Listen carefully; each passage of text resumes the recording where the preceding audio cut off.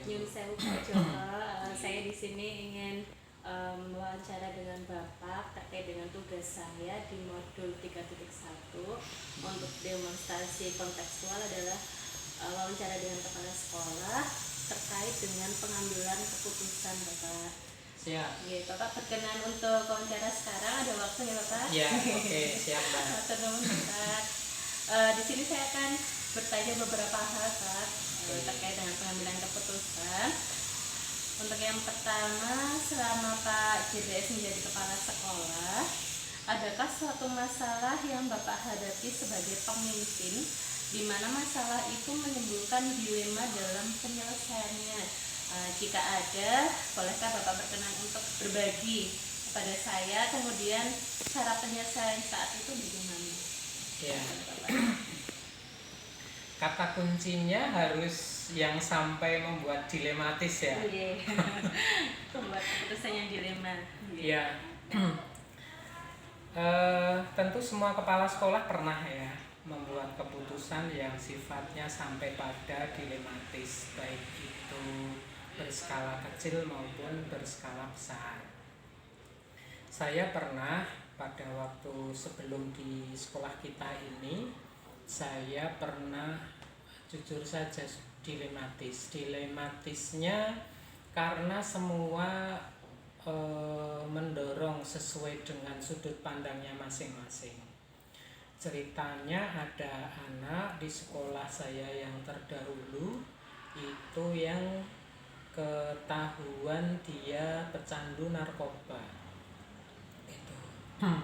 Kalau dari guru sudut pandangnya kan ini udah berarti ini sudah pelanggaran berat, harus dikeluarkan.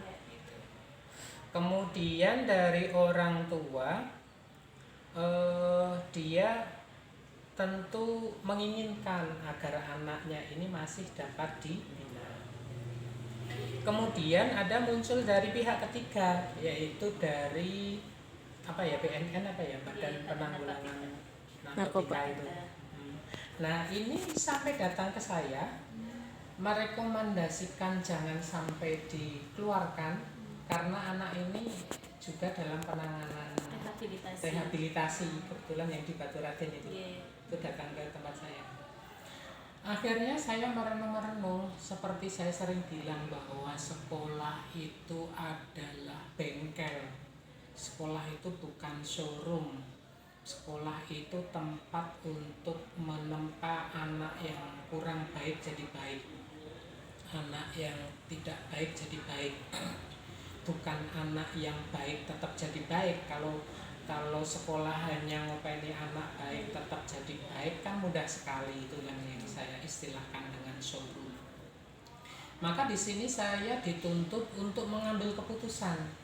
Apakah saya berpihak kepada teman-teman saya yang menuntut agar anak tersebut dikeluarkan, ataukah saya berpihak kepada keluarga dan BNN untuk memberi kesempatan. Nah akhirnya setelah waktu itu saya renungkan ya, setelah saya bermunajat, beristikharah, melihat baik dan buruknya, saya putuskan saya mengambil anak tersebut, saya beri kesempatan dengan pressure tertentu, dengan satu statement keras dari saya. Walaupun statement keras nggak perlu disampaikan dengan nada tinggi, tetapi agar anak ini benar-benar bisa memahami bahwa ini kesempatan terakhir yang diberikan sekolah. Dan alhasil seperti apa? Wow, anak itu bisa wisuda. Dan terharunya Masya Allah saat dipanggil ke panggung, dia memeluk saya sambil menangis, terima kasih Pak, saya akhirnya bisa lulus dari sekolah ini. Nah itulah yang bikin haru berarti keputusan saya waktu itu, insya Allah. Begitu Mbak Edi. Iya, terima kasih Bapak. Suatu kondisi di mana Bapak harus memilih antara kebenaran dengan sebenarnya yang dilakukan anak juga suatu kesalahan, tetapi di situ Bapak memiliki hati nurani di mana Bapak memiliki tanggung jawab untuk memperbaiki anak tersebut di sekolah, dipertahankan. suatu keputusan yang sangat solutif dan bijaksana ya Bapak. Ya, tapi mungkin juga dari sudut pandang yang lain keputusan yang tidak populer mungkin, tetapi saya melihat happy endingnya. Insya Allah itu baik untuk semuanya. Jangka panjangnya. Ya, betul. Pertanyaannya kedua Bapak. Jadi dalam modul yang saya pelajari itu ada 2 jenis dilema, yaitu pertama dilema etika, di mana dilema ini merupakan kebenaran lawan kebenaran. Kemudian yang kedua ada bujukan moral, itu merupakan kebenaran lawan kesalahan. Nah, setelah tadi mendengarkan cerita dari Bapak, menurut Pak JPS bagaimana Bapak dapat mengidentifikasi kasus-kasus yang muncul di lingkungan sekolah, mana yang berupa dilema etika dan mana yang berupa rujukan moral. Jadi Bapak ketika memilah itu patokannya atau cara mengidentifikasinya bagaimana Bapak? Baik, indikatornya saya kira jelas ya, karena kita berada di dalam dunia pendidikan. Indikatornya yang jelas aturan saja, gitu, aturan. Jadi kalau aturan itu nanti bisa kemudian mengidentifikasi, oh ini pertentangan antara kebenaran dan kebatilan, apa tadi istilahnya, rujukan moral. Ya sudah, di situ yang harus kita ambil, pasti semua kepala sekolah pasti setuju bahwa yang harus kita ambil adalah kita berpihak pada kebenaran. Gitu. Kemudian yang memang sulit itu yang satunya dilema etika itu. Jika dilakukan satu filterisasi, ternyata dari situ menunjukkan wah ini dari sudut ini juga benar, dari sudut ini juga benar. Nah, itu nanti seninya mengambil keputusan di situ. Dan Bapak sudah berhasil ketika tadi kasus siswa pengguna narkoba, dia satu sisi sebenarnya benar dia harus melanjutkan pendidikan, kemudian satu sisi juga dia harus bertanggung jawab dengan perbuatannya. Dan Bapak bisa menyampurkan itu, kemudian membuat siswa tersebut sukses di di dalam pendidikannya dan juga di dalam rehabilitasinya sebetulnya. Pertanyaan selanjutnya, berarti selama ini bagaimana Bapak menjalankan pengambilan keputusan terutama untuk kasus-kasus di dilema kepentingan yang sama-sama benar atau sama-sama mengandung nilai kebajikan. Jadi Bapak dalam menjalankan mengambil keputusan itu pertimbangan Bapak apa? Ya. Selama kebenaran itu tidak bersifat mutlak, ya, kita kan sebetulnya bisa melakukan suatu negosiasi.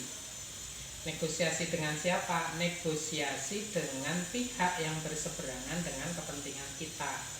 Misalnya seperti tadi, saya mengambil keputusan untuk anak ini diberikan suatu kesempatan.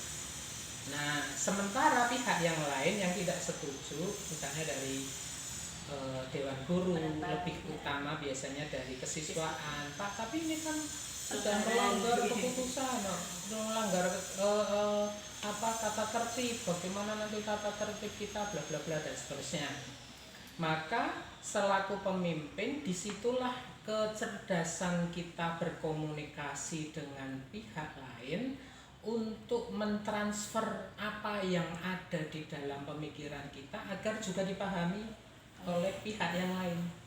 Saya sampaikan, teman-teman, kalau kita kemudian dalam hal ini tidak memberi keputusan dan kemudian kita mengeluarkan ini anak, saya bilang betapa mudahnya sekolah itu. Padahal kita ini pendidik. Pendidik itu mempunyai satu tugas moral, mendidik anak dari tidak baik menjadi baik. Pertanyaan saya, sudahkah kita maksimal mendidik anak ini? Gitu. Yang kedua, kalau kita memang merasa belum maksimal, ya, pertanyaan yang kedua, kalau anak ini nanti dikeluarkan dari sekolah kita, pertanyaan saya, apakah anak ini dijamin lebih baik? Kan begitu. Nah, dengan saya sampaikan argumentasi-argumentasi itu, paling tidak teman-teman memahami, oh iya, Pak JPS mengambil langkah seperti itu, pertimbangannya seperti itu. Dan terkadang dengan kita mengkomunikasikan apa yang ada di dalam pola pikir kita, sudut pandang kita, itu menjadikan teman-teman berbalik mendukung. Oh nggih Pak, kalau seperti itu kita bisa menerima. Itu Mbak. Jadi kuncinya adalah di komunikasi nih Pak. Ya, mengkomunikasikan apa ya ada di dalam ya apa yang kita pikirkan itu kepada pihak yang berseberangan. Dan itu butuh diskusi ketemu gitu ya, tidak bisa hanya sini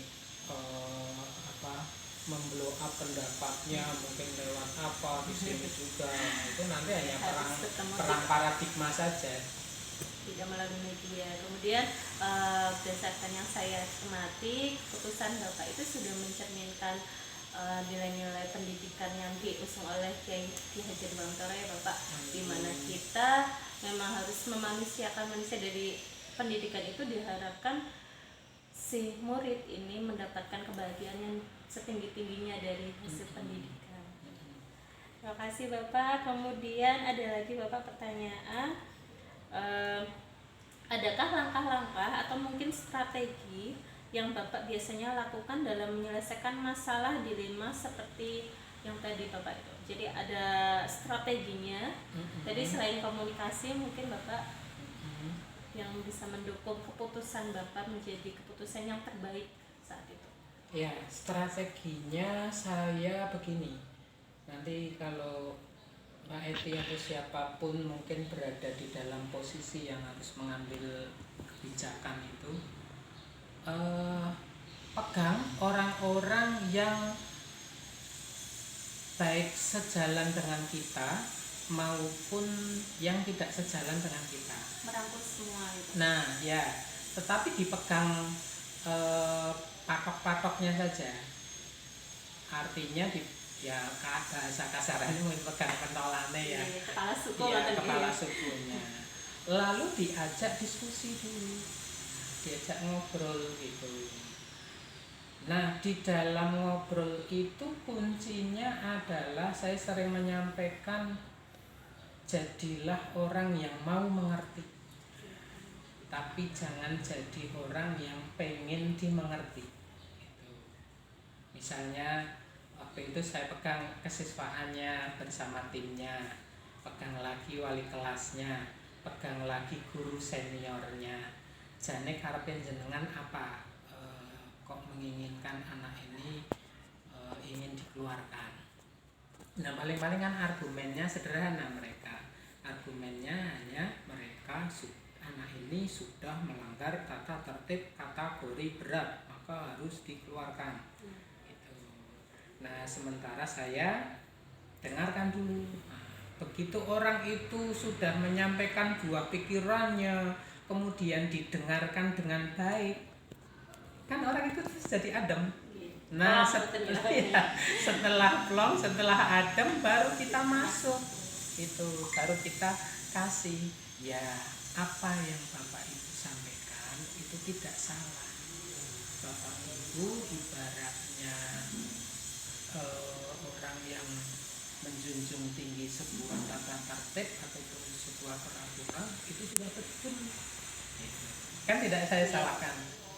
Tetapi benar dan salah itu nanti akan diuji dari hasil keputusannya itu.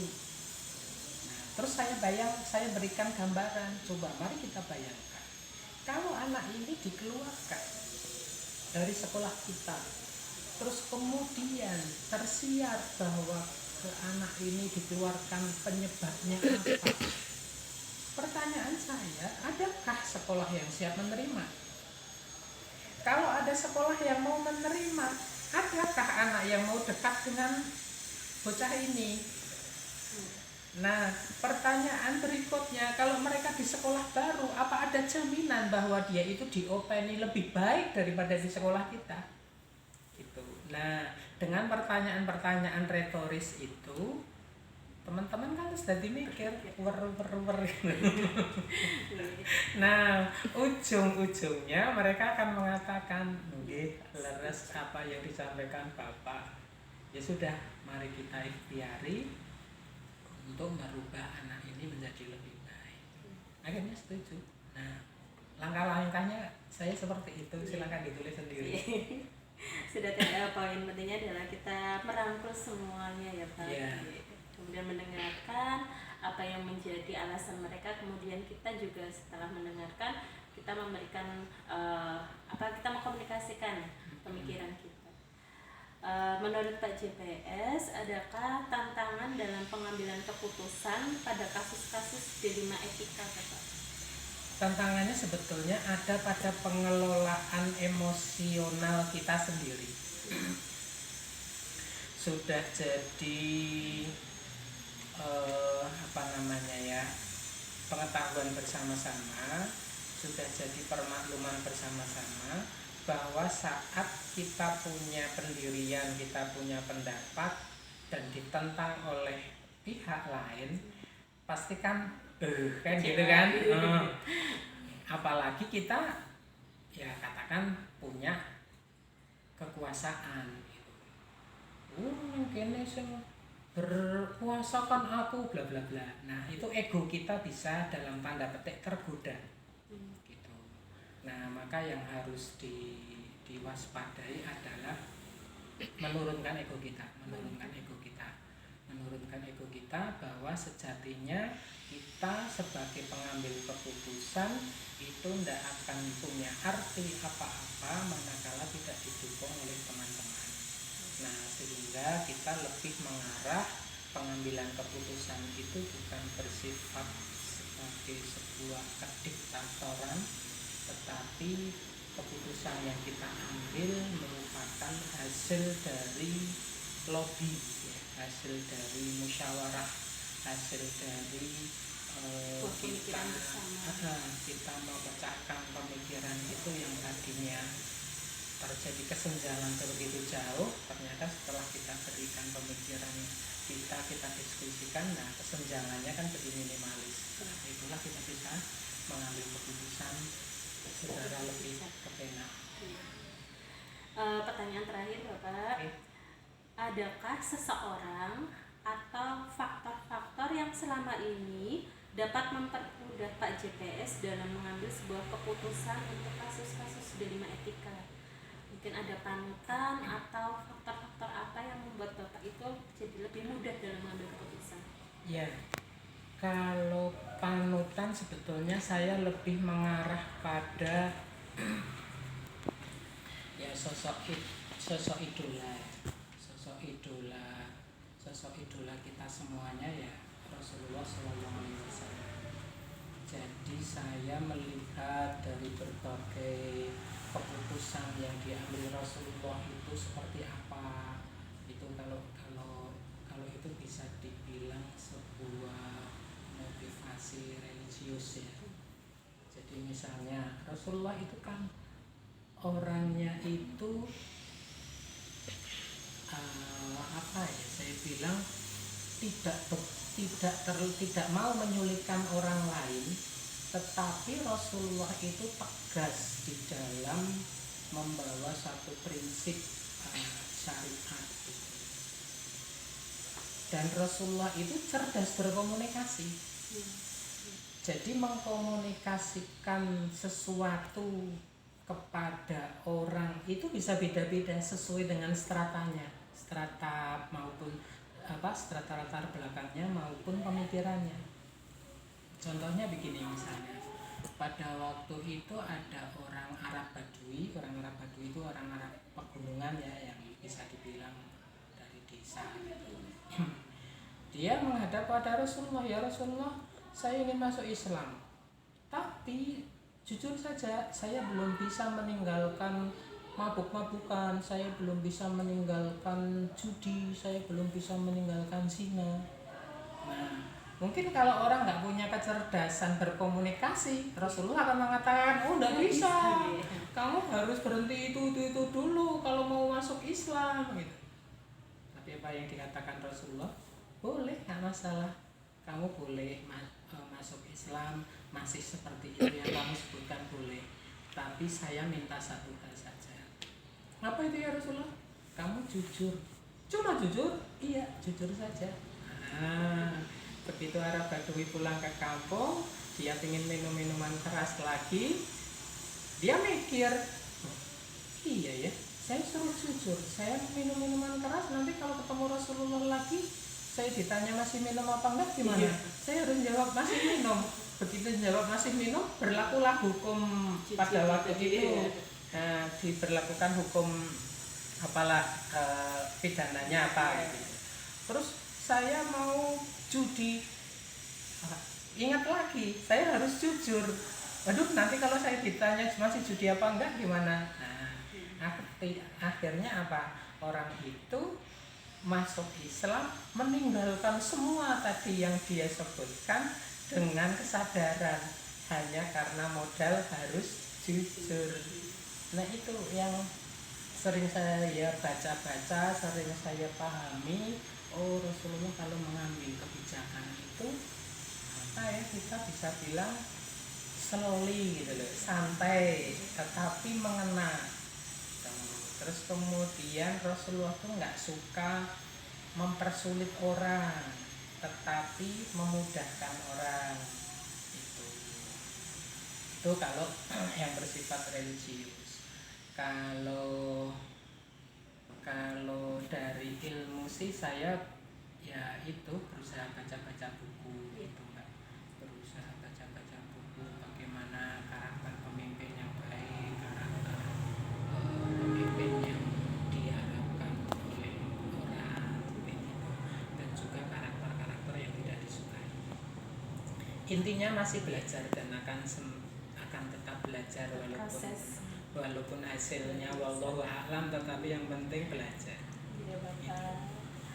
Terima kasih atas kesempatan yang diberikan kepada saya. Saya jadi ada inspirasi Bapak bagaimana caranya kita mengambil suatu keputusan di mana kita dihadapkan oleh suatu kondisi, salah satu itu adalah benar dan sisi yang lainnya juga benar.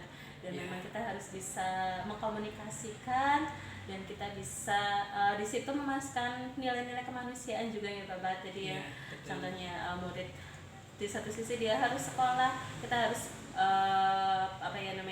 perhatian dengan masa depannya si murid tersebut sehingga dalam pengambilan keputusannya bisa lebih bijak dan merangkul semuanya. Satu lagi, jadi pemimpin itu hindari marah. Hindari marah. Ya, sekuat apapun penyebabnya, hindari marah. Ya memang marah itu manusiawi ya, tetapi jangan sampai kita marah di hadapan anak buah atau di hadapan teman-teman. Karena apa?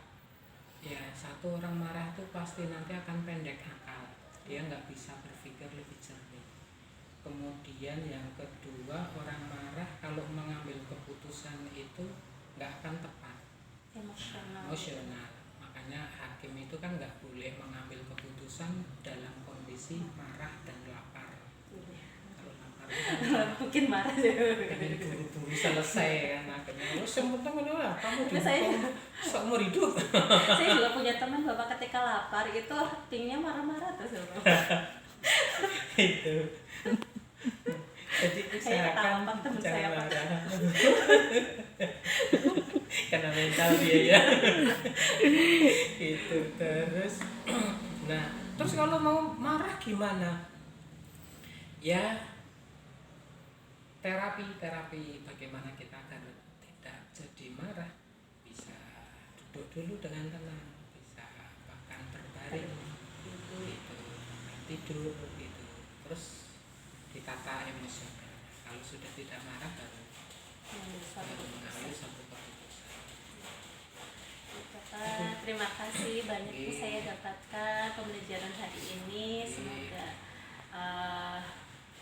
ini bisa saya terapkan ke depannya ketika saya apalagi guru itu termasuk suatu profesi yang paling banyak mengambil keputusan setiap harinya.